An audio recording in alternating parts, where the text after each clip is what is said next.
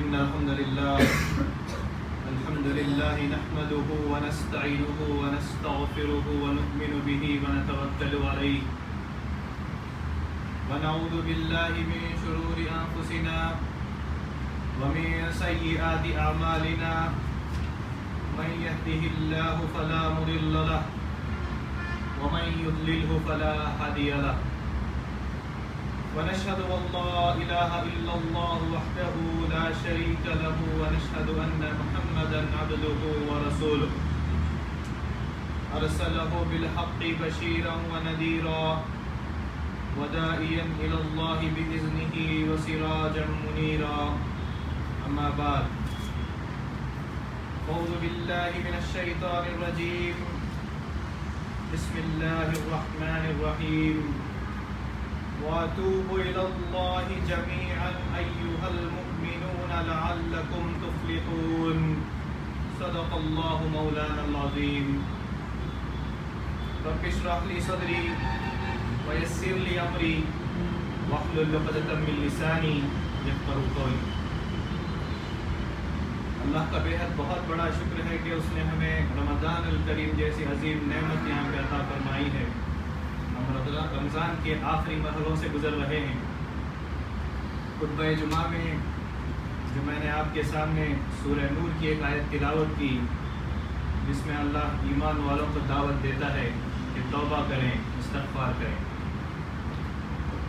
اس آیت میں اللہ تعالیٰ فرماتا ہے اے ایمان والوں، تم سب کے سب اللہ کی جناب میں توبہ کرو تاکہ تم کامیاب ہو جاؤ۔ جیسے ہماری زندگی کی 3 بنیادی ضروریات ہیں، کھانا، پینا اور سانس لینا، اسی طرح توبہ اور استغفار کامیابی کا ایک راستہ ہے اور ہماری زندگی کی ایک بے حد بنیادی ضرورت ہے۔ اللہ یہاں پہ کلیئرلی بہت جگہ قرآن میں فرماتا ہے توبہ کریں، استغفار کریں، کیونکہ اللہ جانتا ہے انسان خطاؤں کا پتلا ہے۔ ہمیشہ انسان گناہ پہ گناہ کرتا چلا جاتا ہے۔ ہم صبح میں گناہ کرتے ہیں، ہم شام میں گناہ کرتے ہیں، دن اور رات میں ہم گناہ کرتے ہیں۔ چھوٹے گناہ بھی ہم کرتے ہیں، بڑے گناہ بھی ہم کرتے ہیں۔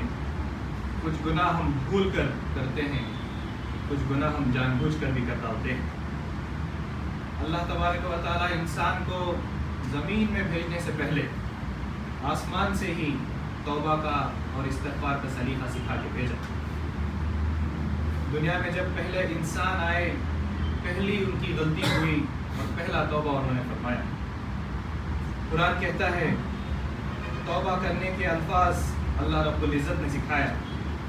جب آدم علیہ السلام اور حوا علیہ السلام سے غلطی ہوئی، ایک بھول ہوئی، تو انہوں نے ایک اللہ سے دعا کی، ربنا ظلمنا انفسنا وَإِن لَّمْ تَغْفِرْ لَنَا وَتَرْحَمْنَا لَنَكُونَنَّ مِنَ الْخَاسِرِينَ۔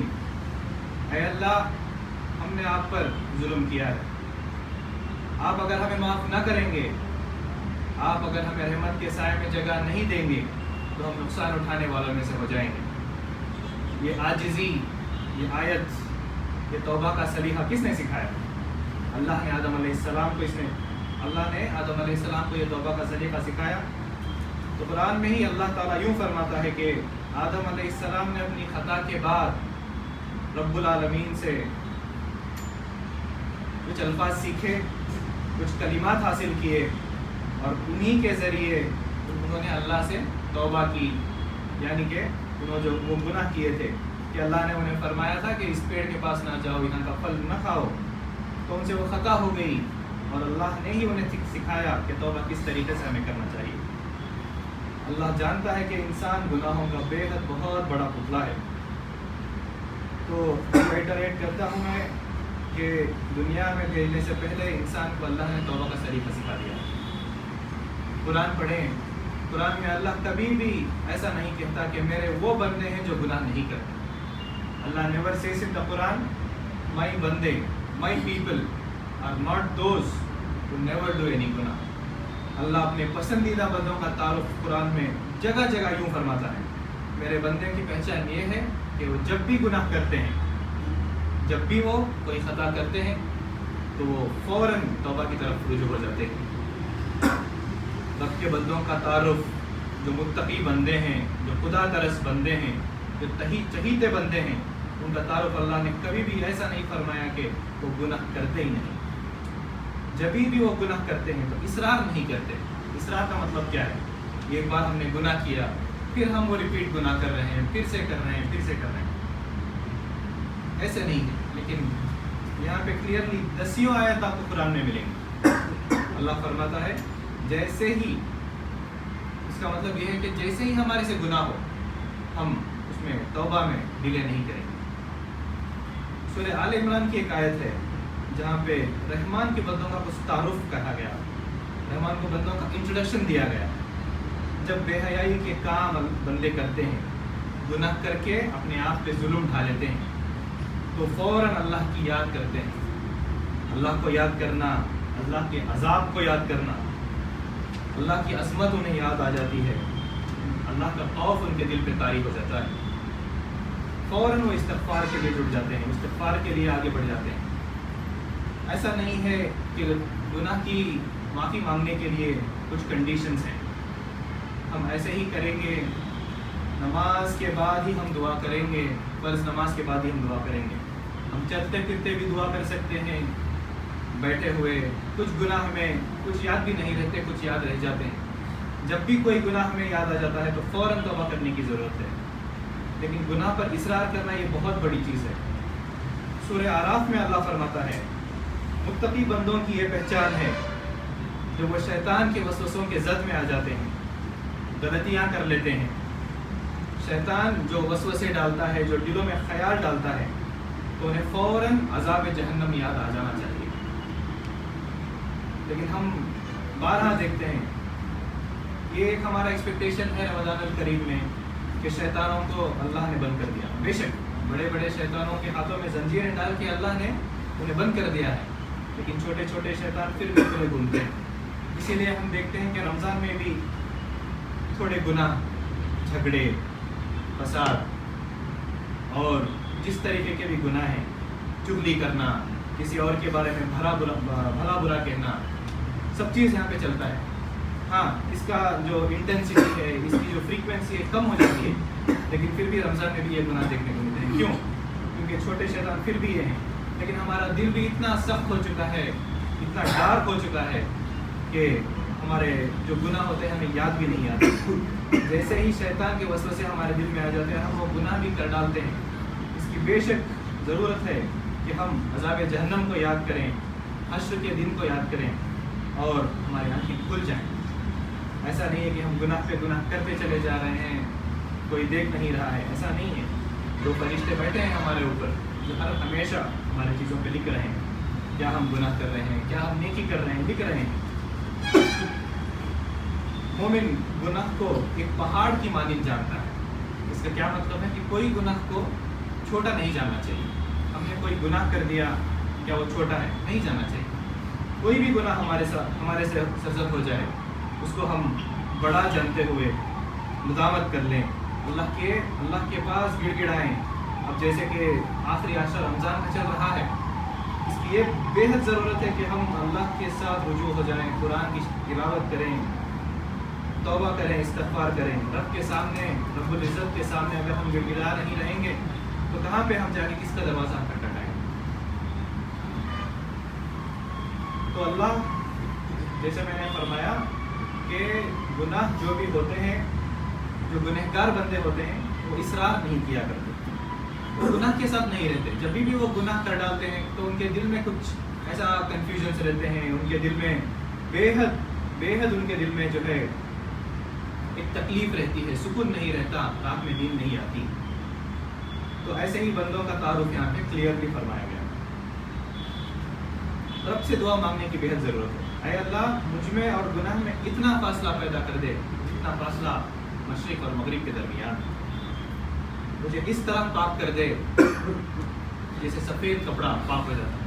دوسرے اگر ہم کلر کے کپڑے دیکھتے ہیں تو تھوڑی تھوڑی اگر اس میں غلاظت ہے تو وہ دکھنے میں آ جاتی ہے، لیکن جب ایک سفید کپڑا پاک ہوتا ہے تو ایسا پاک، اگر تھوڑا سا بھی اس میں یہ ہے تو وہ دکھ جائے گا۔ تو ہمیں کلیئرلی سمجھنے کی ضرورت ہے کہ हर एक गुनाह से हम माफ़ी मांगे, याद करें हम अपने गुनाहों को। कुरान फरमाता है अपने बंदों को अल्लाह तौबा और इस्तिग़फ़ार की दावत बड़े से बड़े गुनहगारों को भी देता है।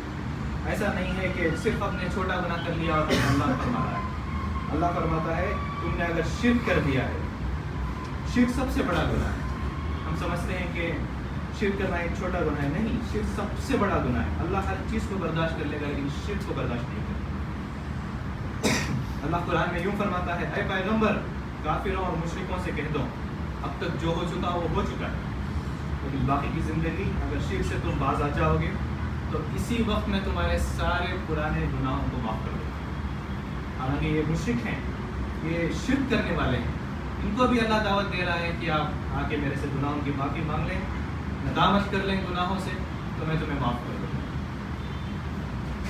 क्रिश्चियंस अल्लाह को जो नऊज़ु बिल्लाह 3 हिस्सों में तकसीम कर देते हैं, फादर, सन और होली स्पिरिट जिसको कहा जाता है, नऊज़ु बिल्लाह। अल्लाह का बेटा करने की भी, अल्लाह का कोई बेटा है करके ये भी दावा करते हैं। इन क्रिश्चियंस को भी अल्लाह दावत देता है कि आओ और मेरे से गुनाहों की माफ़ी मांग लो।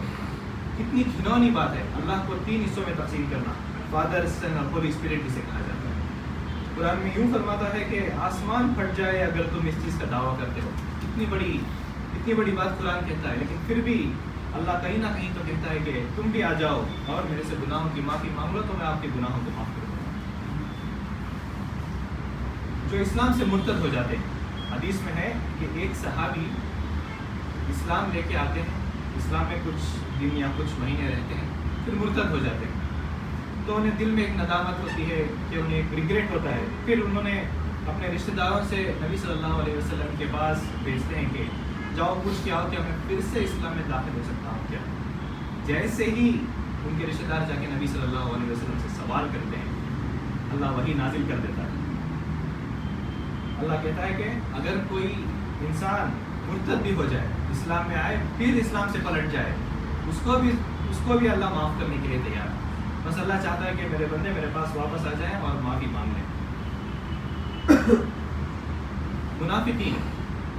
मुनाफिकीन का मतलब ये है कि वो नबी सल्लल्लाहु अलैहि वसल्लम के साथ भी रहते थे, उनके महफिलों में भी शामिल होते थे, और जो भी सीक्रेट्स होते थे वो जाके काफिरीन से, मुशरिकीन मक्का से भी वो लोग शेयर करते थे। ये सबसे बदतरीन लोग। अल्लाह फरमाता है कि जहन्नम का सबसे निचला हिस्सा जो है वो मुनाफिकीन के लिए रखा गया। तो मुनाफिकीन के लिए भी अल्लाह दावत देता है कि गुनाहों की माफ़ी मांगो, गुनाह के बाद तौबा करना, अमल सालिहा करना बहुत बड़ी चीज़ है। एक और बात यहाँ पे मैं हाईलाइट कर देना चाहता हूँ, गुनाह नादानी में अगर जो गुनाह होता है उसकी माफ़ी है। अगर हमें पता है कि हम ये गुनहगार हैं, हम ये गुनाह कर दिए हैं, फिर हम उसी गुनाह पे जाके बार बार कर रहे हैं, बार बार उसी गुनाह को हम दोहरा रहे हैं, इसकी माफ़ी नहीं है। लेकिन इंसान को जब कब ख्याल आता है माफ़ी मांगने का, जब मौत का फरिश्ता इंसान के सामने आके खड़ा हो जाता है, तभी इंसान कहता है, जैसे फिरौन ने कहा था, मैं माफ़ी मांगता हूँ अल्लाह। मूसा अलैहिस्सलाम से फिरौन ने इल्तिजा की थी कि जो भी अजाब जो भी यहाँ पे हो रहा है दरियाए नील में, उसको रोक दे, लेकिन नहीं रुका है। तो इसका मतलब क्या है कि जब मौत का फरिश्ता आपके सामने आ जाए तो आपके लिए तौबा का दरवाज़ा बंद हो जाए। इससे पहले तौबा का दरवाज़ा किसी पे बंद नहीं होता। तो बस कहने का मतलब ये है कि रमज़ान गुजरता जा रहा है, एक वीक 4-5-6 दिन बाकी हैं, रुजू होने की ज़रूरत है अल्लाह से। जो भी हमने गुनाह किए, अल्लाह यहाँ पे मुनाफिकीन के लिए भी दावत दे रहा है, मुशरिकीन के लिए दावत दे रहा है, तो इस्लाम से मुर्तद हो गए उनके लिए भी अल्लाह दावत दे रहा है कि अल्लाह हमें माफ़ नहीं करेगा। नबी सल्लल्लाहु अलैहि वसल्लम का जो अल्लाह है वही तो हमारा भी अल्लाह है। हर चीज़ अल्लाह सुनने के लिए तैयार है, बस ज़रूरत इस बात की है कि हम अल्लाह के पास गिड़गिड़ाएं, रातों में रोएं, नमाज़ पढ़ें, कुरान की तिलावत करें और अल्लाह से माफ़ी मांगें। एक इम्पॉर्टेंट चीज़, अगर बंदों के हुकूक आपके पास, हुकूक को लिबाद लेके जाना बहुत बहुत बहुत बड़ा भारी है। दुनिया से लेके कब्र तक का सफ़र बहुत भारी हो जाएगा, कब्र से लेके आखिरत का सफ़र बहुत भारी हो जाएगा। कहीं ना कहीं हम पकड़े जाएंगे, तो कब्र में भी अगर हमें कुछ रिलैक्सेशन मिल गया तो आखिरी दिन अल्लाह हमें पकड़ लेगा, हशर के मैदान में अल्लाह पकड़ लेगा। तो बेहद इसकी ज़रूरत है कि बंदों के हुकूक हम अदा कर दें, اگر کسی کی ذمہ داری، کسی کی ڈپینڈنسی ہمارے پہ ہے، کسی کے حقوق ہم دبا کے بیٹھے ہیں، کسی کے پیسے ہم دبا کے بیٹھے ہیں، تو اس کی بے حد ضرورت ہے کہ ہم ان کے حقوق ادا کر دیں، کیونکہ نماز جو ہے حقوق اللہ ہے، دوسرے جو چیزیں ہیں حقوق العباد ہے. تو اللہ اگر چاہے تو آپ کی نماز معاف کر سکتا ہے. اگر کوئی بھی آپ نماز نہیں کر رہے ہیں، کوئی اچھے کام اگر آپ کر رہے ہیں تو اللہ معاف کر دے گا، لیکن بندوں کے حقوق اللہ معاف نہیں کرے گا. اللہ مجھ کہنے والے کو اور سننے والوں کو توبہ کی توفیق عطا فرمائے. اللہ سچی توبہ کی ہمیں عنایت فرمائے. توبہ نصوح کی سعادت ہمیں اللہ نصیب فرمائے. گناہوں پر نادم ہونے کی اللہ ہمیں بہت توفیق عطا فرمائے. اللہم آمین. بارک اللہ لنا ولکم فی القرآن المجید ونفعنا وإیاکم بالآیات والذکر الحکیم. انہ تعالی جواد کریم ملک قدیم بر رؤوف الرحیم ورب الرحیم.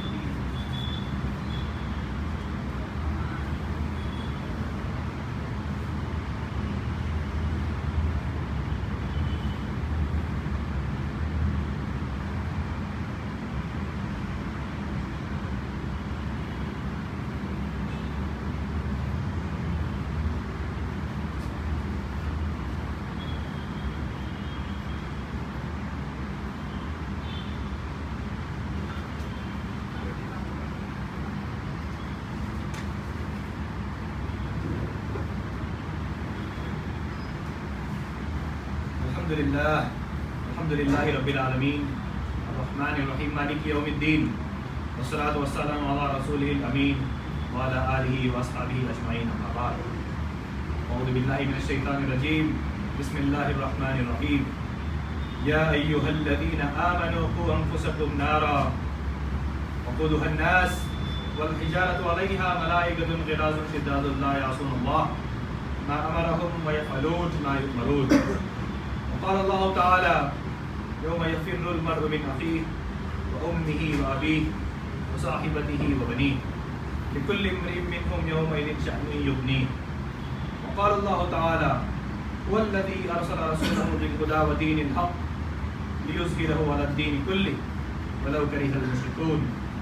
قال الله تعالى إن الله وملائكته يصلون على النبي يا أيها الذين آمنوا صلوا عليه وسلموا تسليما.